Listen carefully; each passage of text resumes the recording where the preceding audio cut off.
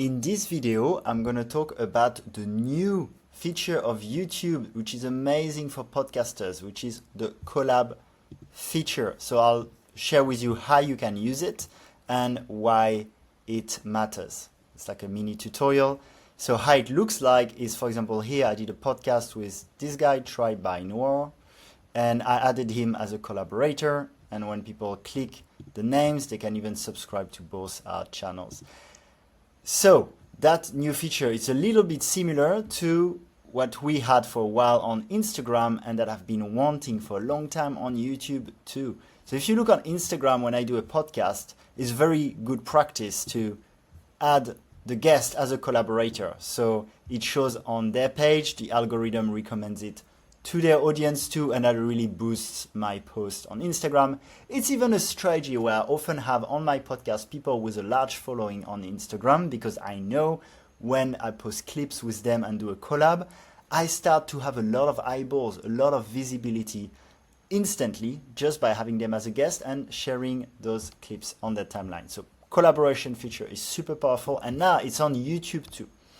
It's a little bit different on YouTube in the way that it will not show up in the collaborators video page, but the power is that the algorithm knows that here I've had Remson, Tried by Noir, here on my podcast, and it knows it's going to recommend that podcast to his following, so it's going to really boost my own podcast. I'll show you how it works to get it done. So here if I go in the studio, for example, and we look at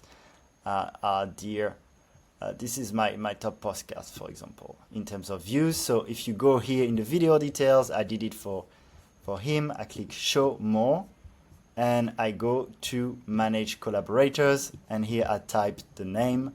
So here his name was Doug Graham, and that's this one I clicked. And then let's do it together actually.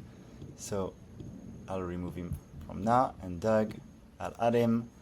I usually allow to see the analytics. Why not? They don't see revenue. You don't share the revenue. That's an important point. Create the link, and then I copy it and I will share it with them. And once they accept, it's going to do like this. And the algorithm is going to recommend it even more. So highly, highly recommend, especially now a good strategy can be to do podcasts with people with a big YouTube channel, because then the algorithm recommends to a massive audience automatically, and that's going to really help.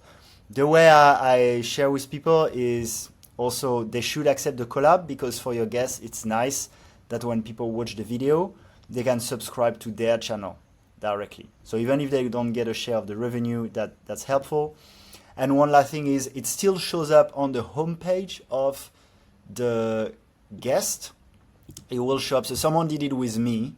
So with my channel, they interviewed me here, and now it shows in my collaborations, right here. So it will also be able to be found.